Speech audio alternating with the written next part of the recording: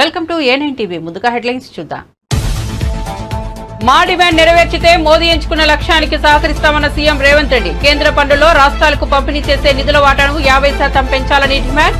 తెలంగాణకు భారీ రుణభారం సవాల్ మారిందన్న రేవంత్ రెడ్డి. ప్రకాశం బ్యారేజీకి బోట్లు కొట్టుకొచ్చేటట్టు చేశారన్న అనిత. ప్రజల ప్రాణాలు తీసేందుకు కూడా సిద్దమయ్యారని మండిపాటు. అలాంటి వారిని దేశద్రోహులుగా పరిగణించాలని వ్యాఖ్య.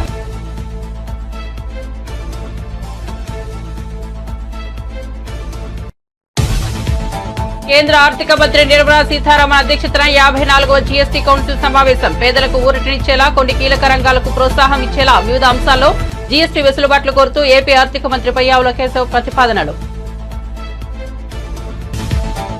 మీడియా సమావేశంలో టీడీపీ నేత వర్లరామయ్య సంచలన ఆరోపణలు. 20 లక్షల ఎకరాలకు సాగునీటిని అందించే ప్రాజెక్టులను కూల్చాలంటూ చూశారంటూ వ్యాఖ్య. ప్రస్తుతం పోలీసుల అదుపులో ఉన్నవారు పాత్రధారులు మాత్రమేనన్న టీడీపీ నేత.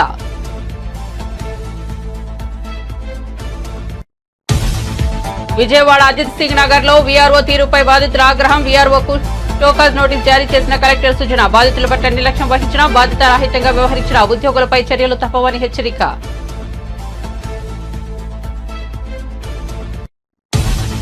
భారత్ లో అన్ని వర్గాల వారికి పారదర్శక అవకాశాలు లభించే పరిస్థితులు వచ్చాక రిజర్వేషన్ల రద్దు గురించి తమ పార్టీ ఆలోచిస్తుందన్న రాహుల్. ఆదివాసీలు, దళితులు, ఓబీసీలకు ఇప్పటికైనా సరైన ప్రాతినిధ్యం దక్కడం లేదని వ్యాఖ్యలు. కామన్ సివిల్ కోడ్పై ప్రస్తుతం స్పందించనున్న రాహుల్. సికింద్రాబాద్ నాగ్పూర్ మధ్య పట్టాలపై పరుగులు తీయనున్న వందే భారత్ ఎక్స్ప్రెస్ ట్రైన్ ఈ నెల 15న వర్చువల్ పద్ధతిలో ప్రారంభించనున్న ప్రధాని. నాగ్పూర్ కు కేవలం 7 గంటల 15 నిమిషాల్లో చేరుకుంటుందన్న కిషన్ రెడ్డి.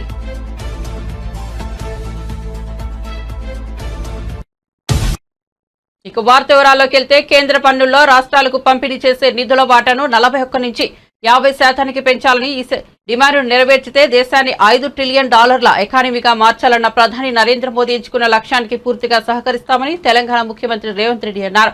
ప్రజాభవన్లో 16వ ఆర్థిక సంఘం సమావేశం సందర్భంగా ఆయన మాట్లాడుతూ, బలమైన పునాదులు ఉన్నప్పటికీ ఆర్థికంగా తెలంగాణ అనేక సవాళ్లను ఎదుర్కొంటోందన్నారు. భారీ రుణభారం రాష్ట్రానికి సవాల్గా మారిందని వెల్లడించారు. గత ఆర్థిక సంవత్సరం చివరి నాటికి రుణభారం 6.85 లక్షల కోట్లకు చేరుకున్నట్లు తెలిపారు. ఇందులో బడ్జెట్ రుణాలతో పాటు ఆఫ్ బడ్జెట్ రుణాలు కూడా ఉన్నాయన్నారు. గత 10 ఏళ్లలో మౌలిక వస్తువుల కోసం ప్రభుత్వం పెద్ద మొత్తంలో అప్పులు చేసిందన్నారు. ఈ పరిస్థితుల్లో రాష్ట్ర ఆదాయంలో ఎక్కువ భాగం రుణాన్ని, వడ్డీని చెల్లించడానికి వెచ్చించాల్సిన పరిస్థితి ఏర్పడిందన్నారు. ఈ చెల్లింపులు సక్రమంగా నిర్వహించకపోతే రాష్ట్ర పురోగతిపై ప్రభావం చూపుతుందని వాపోయారు. అందుకే రుణాల సమస్యను పరిష్కరించేందుకు కేంద్ర సహకారం అవసరమన్నారు. ప్రకాశం బ్యారేజీకి బోట్లు కొట్టుకు రాలేదని, కొట్టుకు వచ్చేటట్లు చేశారని ఏపీ హోంమంత్రి అనిత అన్నారు. బ్యారేజీని ఢీకొన్న 5 బోట్లు ప్రమాదవశాత్తు రాలేదని, ఇది మ్యాన్ మేడ్ ఇన్సిడెంట్ అని చెప్పారు. తొలుత బోట్లు కొట్టుకొచ్చాయని అనుకున్నామని, కానీ ఘటనపై విచారణ జరిపించిన తర్వాత షాకింగ్ విషయాలు తెలిసాయని అన్నారు. చంద్రబాబు నేతృత్వంలోని ఎన్డీఏ ప్రభుత్వాన్ని ఇరుకున పెట్టేందుకు కుట్ర చేశారని, ఇందులో భాగంగా విధ్వంసం సృష్టించేందుకు, ప్రజల ప్రాణాలు తీసేందుకు కూడా వాళ్ళు సిద్దమయ్యారని, అలాంటి వాళ్ళను దేశద్రోహులుగా పరిగణించాలని అన్నారు.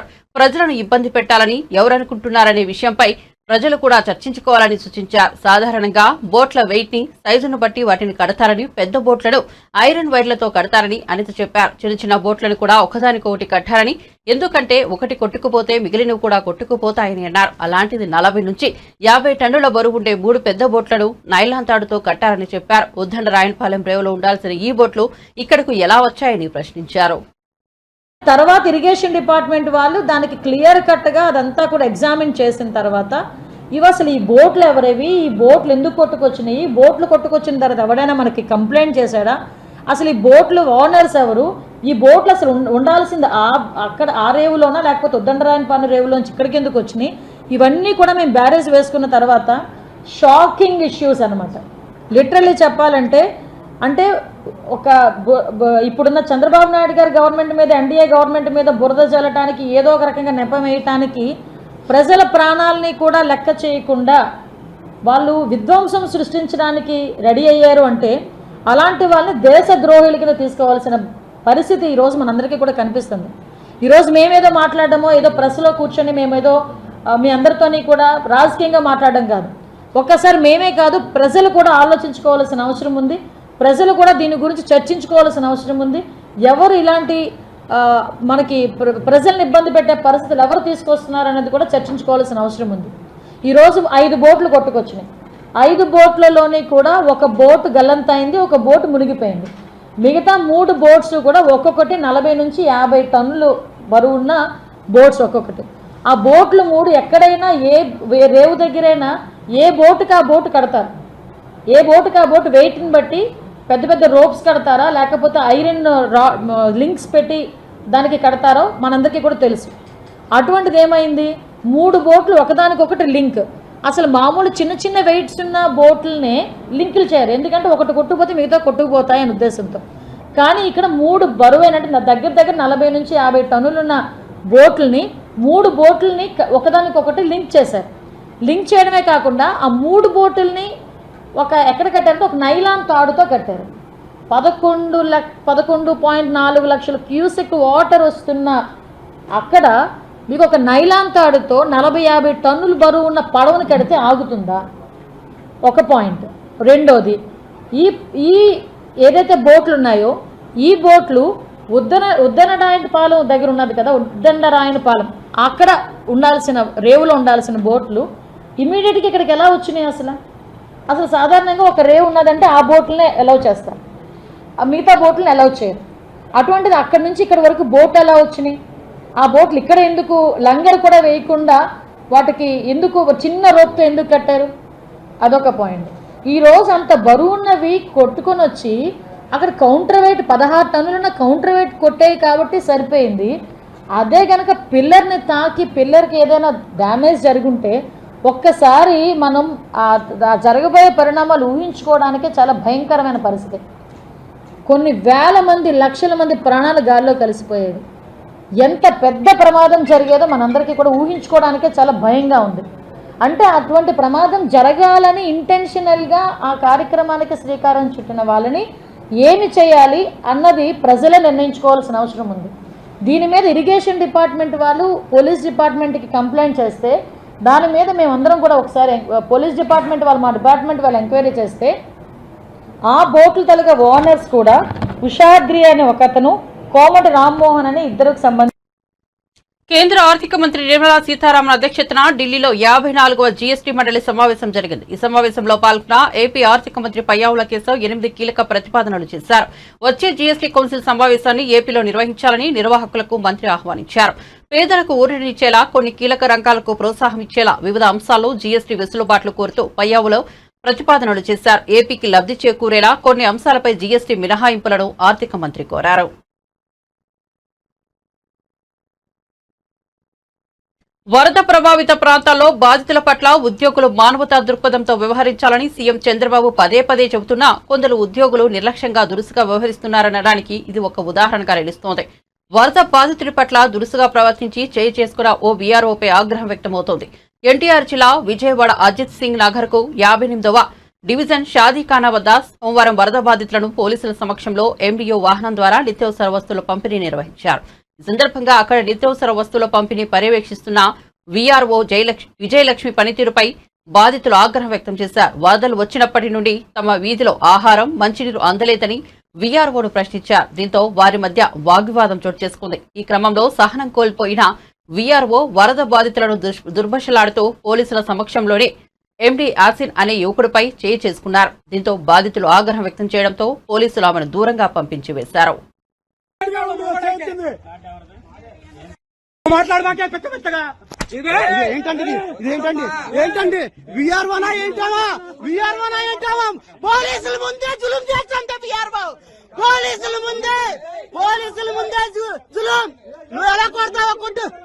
ఎలా కొడతారు? కొట్టండి. చెయ్యెత్తుతే ఆడవాయి కూడా చెయ్యెత్తుతుంది విఆర్ఓ ప్రజల ముందు. అసలు ఎంత ఇదే ఆమె ఎలా చేయొద్దండి? ఇప్పుడు ఆమె ఎలా చేయొద్దు? ఇప్పుడు ఏం మాట్లాడుతున్నావా? ఏమావా విఆర్ఓనావా? ప్రజలకు సర్వ్ చేశామావా? 5 ఏళ్ళ నుంచి చూస్తున్నావా పరిస్థితి, కానీ నోరు మూసుకొని ఉన్నావు. అవును, పోలీసులు ఉన్నారు. పోలీసుల ముందుగా చేయొచ్చింది. ఇప్పుడు పోలీసుల ముందు నా దగ్గర వీడియో మాట్లాడబాకే పెద్దగా. తెలంగాణ నుండి ఇప్పటికే పలు ప్రాంతాలకు 4 వందే భారత్ రైలు సేవలు అందిస్తుండగా మరో రైలు పట్టాలపై పరుగులు పెట్టడానికి సిద్దమవుతోంది. సికింద్రాబాద్ నాగ్పూర్ మధ్య ఈ సెమీ హైస్పీడ్ ట్రైన్ సేవలు అందించేందుకు ముహూర్తం ఫిక్స్ అయింది. 5వ వందే భారత్ ట్రైన్ను ప్రధానమంత్రి నరేంద్ర మోదీ ఈ నెల 15న వర్చువల్ పద్ధతిలో ప్రారంభించనున్నారు. ఈ విషయాన్ని కేంద్ర మంత్రి కిషన్ రెడ్డి వెల్లడించారు. ఈ సెమీ హైస్పీడ్ ట్రైన్ 2 నగరాల మధ్య 578 కిలోమీటర్ల దూరాన్ని కేవలం 7 గంటల 15 నిమిషాల్లో పూర్తి చేస్తుందని కిషన్ రెడ్డి తెలిపారు. షెడ్యూల్ ప్రకారం ఈ ట్రైన్ నాగ్పూర్లో ఉదయం 5 గంటలకు బయలుదేరి మధ్యాహ్నం 12 గంటల 15 నిమిషాలకు సికింద్రాబాద్ చేరుకోనుంది. తిరుగు ప్రయాణంలో మధ్యాహ్నం 1 గంటకు సికింద్రాబాద్ లో బయలుదేరి రాత్రి 8 గంటల 20 నిమిషాలకు నాగపూర్ చేరుకోనుంది. కాజీపేట, రామగుండం, వల్లార్షా, చంద్రపూర్, సేవాగ్రం స్టేషన్లలో ఈ ట్రైన్ ఆగుతుందని తెలిపారు. కోల్కతా వైద్యురాలి అత్యాచారం ఆందోళనలు చేస్తున్న జూనియర్ డాక్టర్లకు సుప్రీంకోర్టు సీరియస్ వార్నింగ్ ఇచ్చిన విషయం తెలిసిందే. మంగళవారం సాయంత్రం 5 గంటల్లోగా విధుల్లో చేరాలని, లేకుంటే బెంగాల్ ప్రభుత్వం కఠిన చర్యలు తీసుకోవచ్చని సిజేఐ ధర్మాసనం డెడ్లైన్ విధించింది. సుప్రీంకోర్టు హెచ్చరికలపై జూనియర్ డాక్టర్లు తీవ్ర అసంతృప్తి వ్యక్తం చేశారు. తోటి వైద్యురాలికి జరిగిన దారుణానికి నిరసనగా తాము చేపట్టిన ఆందోళన నుంచి వెనక్కు తగ్గబోమని స్పష్టం చేశారు. తమది ప్రజాందోళన అనేది ఇటు ప్రభుత్వం కానీ అటు సుప్రీంకోర్టు కానీ విస్మరించలేదని అన్నారు. అర్జీకర్ వైద్యురాలి అత్యాచారం కేసు కలకత్తా హైకోర్టు నుంచి సుప్రీంకోర్టుకు, బెంగాల్ పోలీసుల నుంచి సీబీఐకి మారిందని గుర్తు చేస్తూ అయినా కూడా న్యాయం మాత్రం ఇప్పటికీ జరగలేదని జూనియర్ డాక్టర్ల ప్రతినిధి వాపోయారు. గత టీడీపీ ప్రభుత్వంలో సీఎం చంద్రబాబుకు పీఎస్ గా వ్యవహరించిన పెండ్యాల శ్రీనివాసరావుపై ఉన్న సస్పెన్షన్ ను ఏపీ ప్రభుత్వం ఎత్తివేసింది. ఈ మేరకు ప్రభుత్వం ఉత్తర్వులు జారీ చేసింది. ఆయనపై ఉన్న విచారణను సైతం ఆపేశారు. సస్పెన్షన్ కాలాన్ని ఆన్ డ్యూటీగా పరిగణించాలని ఉత్తర్వులు జారీ చేశారు. చంద్రబాబు పీఎస్ గా 15 ఏళ్లకు పైగా పెండ్యాలగా పనిచేశారు. వైసీపీ హయాంలో 4 సార్లు ఆయన సిఐడి విచారణను ఎదుర్కొన్నారు. 2023 సెప్టెంబర్ 29న అప్పటి వైసీపీ ప్రభుత్వం పెండ్యాల శ్రీనివాస్ ను సస్పెండ్ చేసింది. 2023 అక్టోబర్ 26న ఆయనపై శాఖాపరమైన విచారణకు ఆదేశించింది. విధులకు గైర్హాజరు అయ్యారని, అనుమతులు లేకుండానే దేశాన్ని విడిచి విదేశాలకు వెళ్లారని ఆయనపై అభియోగాలు మోపారు. ఈ క్రమంలో 2024 జనవరి 8న పెండ్యాల శ్రీనివాసరావుపై విచారణ జరిపించేందుకు విచారణ అధికారిని నియమించారు. 2024 ఆగస్టు 1న విచారణ అధికారి తన నివేదికను ప్రభుత్వానికి సమర్పించారు. శ్రీనివాస్ పై ఉన్న అభియోగాలు కొంతవరకు నిరూపితమయ్యాయని సదరు విచారణ అధికారి తన నివేదికలో పేర్కొన్నారు. కాంగ్రెస్ ప్రభుత్వంపై మాజీ మంత్రి బీఆర్ఎస్ సీనియర్ నాయకులు హరీష్ రావు మండిపడ్డారు. తెలంగాణ వైద్య విధాన పరిషత్ ఆసుపత్రుల్లో పనిచేస్తున్న శానిటేషన్, పేషెంట్ కేర్, సెక్యూరిటీ సిబ్బందికి 6 నెలలుగా ప్రభుత్వం జీతాలు చెల్లించకపోవడం అమానుషమని అన్నారు. 1వ తేదీని జీతాలు చెల్లిస్తున్నట్టు చెప్పుకునే ముఖ్యమంత్రికి వీరి వేతలు కనిపించడం లేదని శోచనీయమని విమర్శించారు. జీతాలు చెల్లించాలని కోరుతూ సిబ్బంది ఎన్నిసార్లు నిరసనలు తెలియజేసినా ఈ ప్రభుత్వానికి చీమ కుట్టినట్లయినా ఉండటం లేదని అన్నారు. వారి గోడును పట్టించుకోవడం లేదని మండిపడ్డారు. విష జ్వరాలు విజృంభించి రోగులతో ఆసుపత్రులు కిక్కిరిసిపోతున్న సమయంలో ఆసుపత్రుల నిర్వహణను ప్రభుత్వం గాలికి వదిలేసిందని ఆగ్రహం వ్యక్తం చేశారు. నిధులు విడుదల చేయకుండా చోద్యం చూస్తున్నదని అన్నారు. అంటే ఏ రాష్ట్రం అయితే హైయెస్ట్ పర్ క్యాపిటా ఇన్కమ్ ఉంటుందో వాళ్ళకి 0, లోయెస్ట్ పర్ క్యాపిటా ఇన్కమ్ ఉన్న వాళ్ళకు 45 పడతాయి. ఇది అన్యాయము. మరి మాది హైయెస్ట్ పర్ క్యాపిటా ఇన్కమ్ ఉంది తెలంగాణ. ఆ 45%ను 30%కు తగ్గించండి అని ఒకటి చెప్పాం.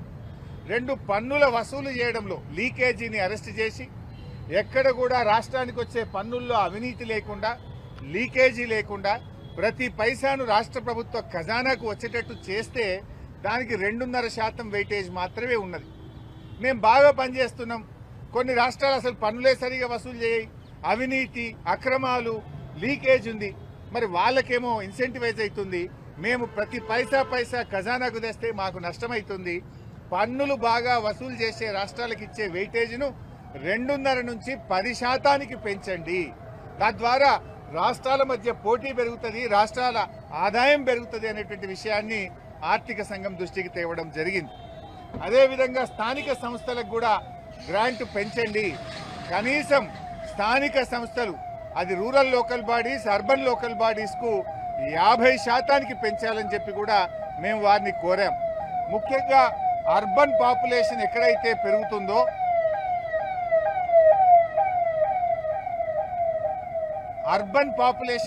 పెరుగుతుందో ఆ రాష్ట్రాల గ్రాంట్స్ తగ్గుతూ ఉన్నాయి. తెలంగాణలో పట్టణీకరణ వేగంగా జరుగుతూ ఉంది కనుక తెలంగాణ లాంటి రాష్ట్రం నష్టపోకూడదు. అందువల్ల స్థానిక సంస్థలకు గ్రాంట్ 50% పెంచండి. పట్టణీకరణ ఎక్కువైతున్న రాష్ట్రాలకు నష్టం జరగకుండా కూడా చూడాలని చెప్పి కూడా మేము చెప్పడం జరిగింది. అదేవిధంగా కరోనా సమయంలో కేంద్ర ప్రభుత్వం మరి క్యాపిటల్ ఎక్స్పెండిచర్ ఎక్కువ చేయాలని, ఎకానమీ పెరగాలని, ఉద్యోగాల కల్పన జరగాలని అధిక అప్పులను రాష్ట్రాలకు ఇచ్చి ఖర్చు పెట్టించారు. అది రాష్ట్రాలకు భారంగా మారింది. ఆ అప్పులను కేంద్రమే తీసుకునే విధంగా రికమెండేషన్ ఇవ్వాలని చెప్పి కూడా మేము కోరడం జరిగింది. అదేవిధంగా తెలంగాణ మరి ఒక ప్రత్యేకమైన పరిస్థితి పనిచేయడం వల్ల మాకు నష్టం అవుతా ఉంది. కేంద్ర ప్రభుత్వం హర్ ఘర్ జల్ కార్యక్రమం చేపడితే మీరు ముందే చేసుకున్నారు అని ₹1 ఇస్తలేరు. ప్రకాశం బ్యారేజీ గేట్లను బోట్లు ఢీకొన్న ఘటనలపై అధికారులు ముఖ్యమంత్రి చంద్రబాబుకు నివేదిక సమర్పించిన విషయం తెలిసిందే. ఈ ఘటనలో కుట్రకోణం ఉందని అధికారులు నివేదికలో పేర్కొన్నారు. బ్యారేజీ గేట్లను ఢీకొన్న ఘటనలో దర్యాప్తు ముమ్మరం చేసిన పోలీసులు 2 నిందితులను అదుపులోకి తీసుకున్నారు. గొల్లపూడికి చెందిన పడవల యజమాని ఉషాద్రిని, సూరాయపాలెం వాసి కోమటి రాంమోహన్ ను విజయవాడ పోలీసులు అరెస్ట్ చేశారు. అనంతరం వారిని విజయవాడ కోర్టులో హాజరుపరిచారు. న్యాయస్థానం వారికి 14 రోజుల రిమాండ్ విధించింది. ఈ విషయంపై తాజాగా టీడీపీ నేత వలరామయ్య మీడియా సమావేశం మాట్లాడారు.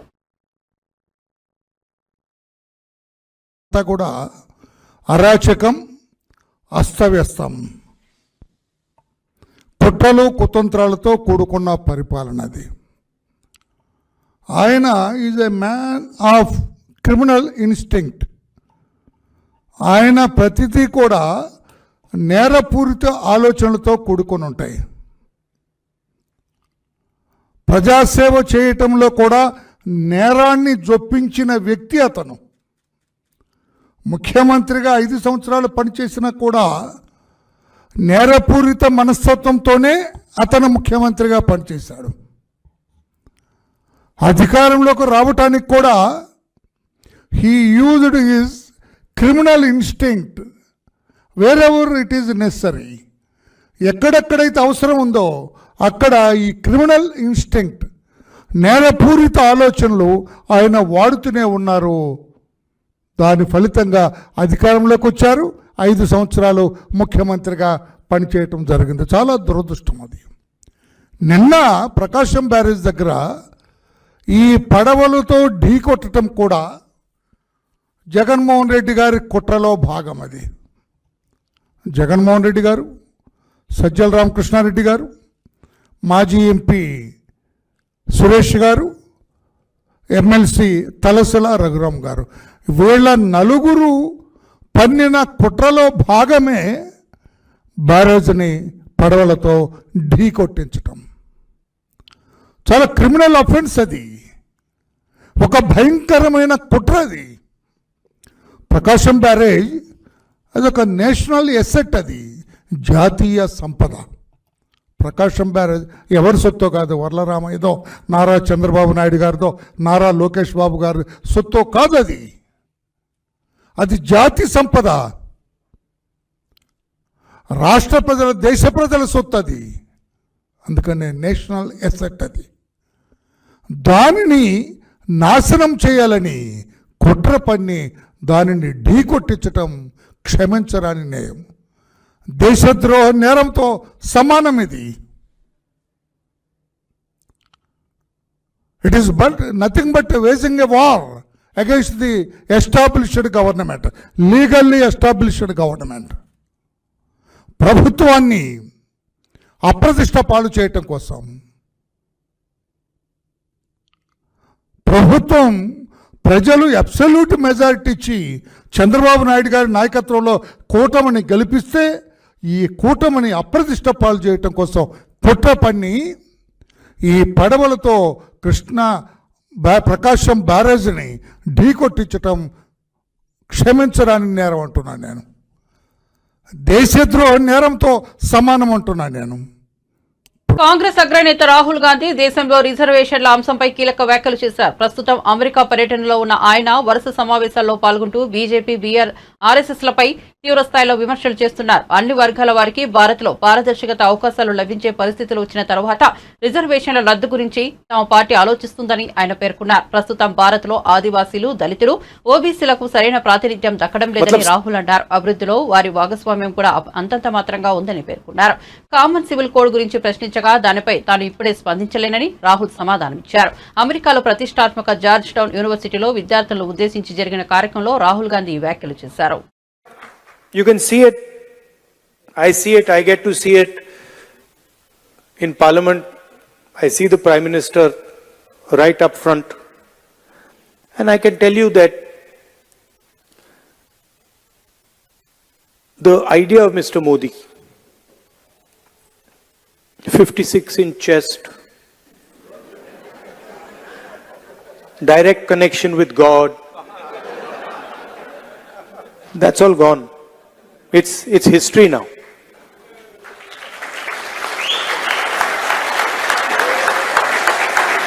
And he realizes it, India realizes it,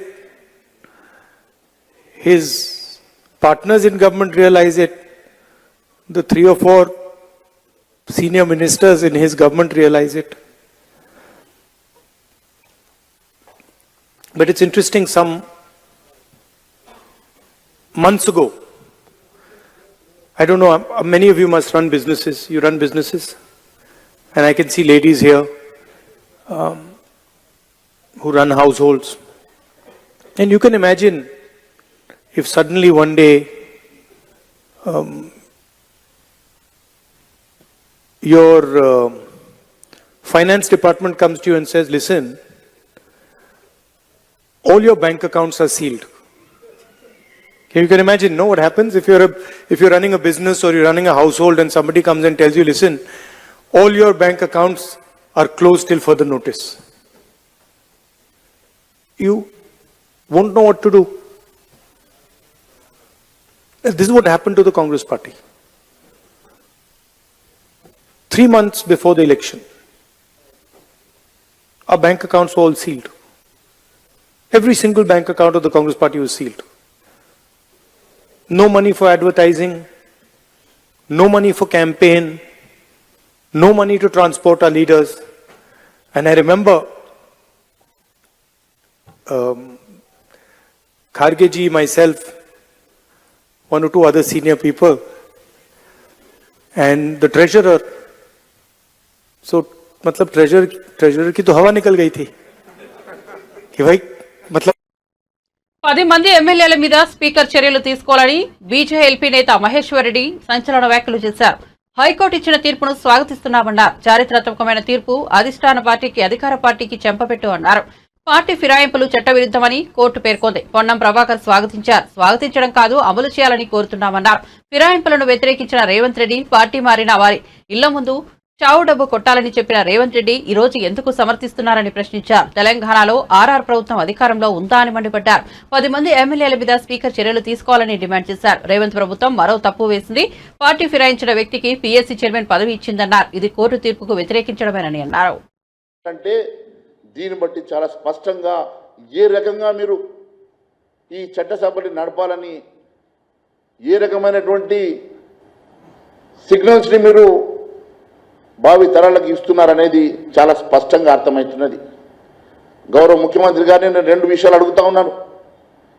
మీరు ఈ చట్టసభల్లో ఒకవైపు ఫిరాయింపులు, మీ మేనిఫెస్టోలో చాలా స్పష్టంగా ఇది సవరణ చేసి భావి తరాల్లో ఏ ఒక్క ఎమ్మెల్యే ఎంపీ కూడా ఒక పార్టీ నుంచి మరో పార్టీకి గెలిచిన తర్వాత వెళ్లకుండా కఠినమైనటువంటి చట్టాలను మనం తీసుకొస్తామని మీరు మేనిఫెస్టోలో చెప్తూ, ఈరోజు మరోవైపు మీరే ఇక్కడ తెలంగాణలో ప్రోత్సహిస్తున్నారంటే మీ ఏఐసిసికి మీకు మధ్యలో ఏమన్నా గ్యాప్ వచ్చిందా, లేకుంటే ఏఐసిసిలో ఈరోజు తెలంగాణ కాంగ్రెస్ పార్టీ భాగం కాదా?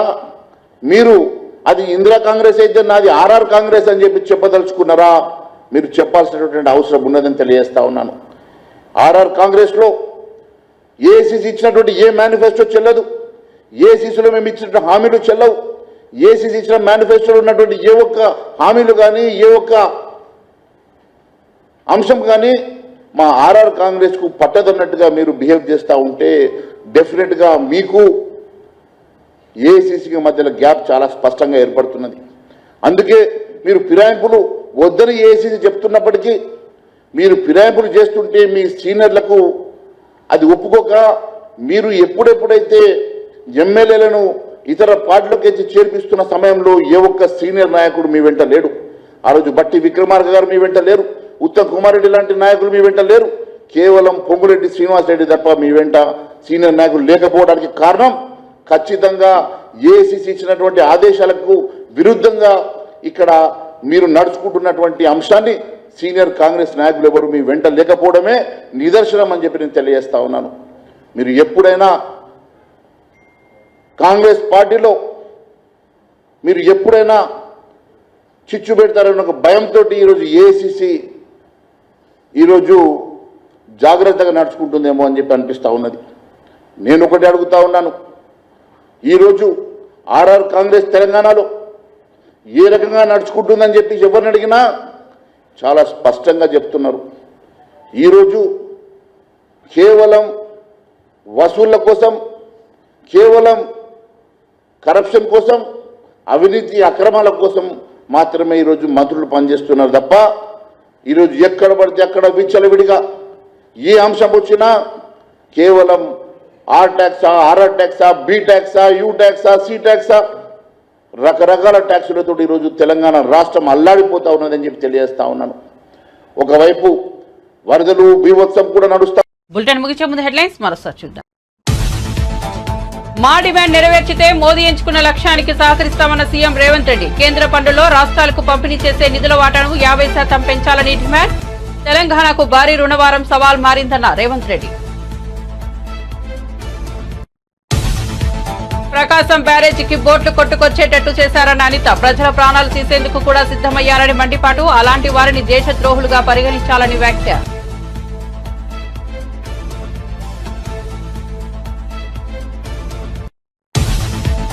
కేంద్ర ఆర్థిక మంత్రి నిర్మలా సీతారామన్ అధ్యక్షతన 54వ జీఎస్టీ కౌన్సిల్ సమావేశం. పేదలకు ఊరటనిచ్చేలా, కొన్ని కీలక రంగాలకు ప్రోత్సాహం ఇచ్చేలా వివిధ అంశాల్లో జీఎస్టీ వెసులుబాట్లు కోరుతూ ఏపీ ఆర్థిక మంత్రి పయ్యావుల కేశవ్ ప్రతిపాదనలు.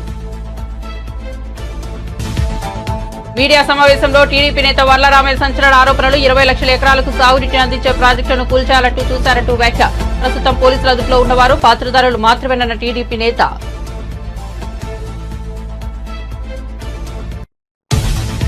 విజయవాడ అజిత్ సింగ్ నగర్ లో వీఆర్ఓ తీరుపై బాధితుల ఆగ్రహం. వీఆర్ఓకు షోకాజ్ నోటీస్ జారీ చేసిన కలెక్టర్ సూచన. బాధితుల పట్ల నిర్లక్ష్యం వహించిన, బాధ్యత రాహిత్యంగా వ్యవహరించిన ఉద్యోగులపై చర్యలు తప్పవని హెచ్చరిక.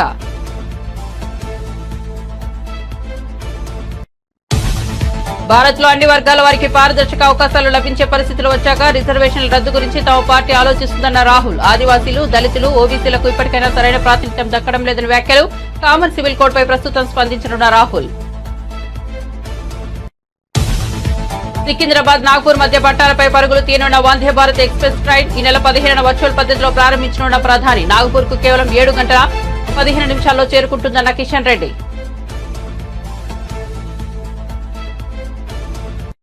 మరిన్ని అప్డేట్స్ కోసం చూస్తూనే ఉండండి A9 TV.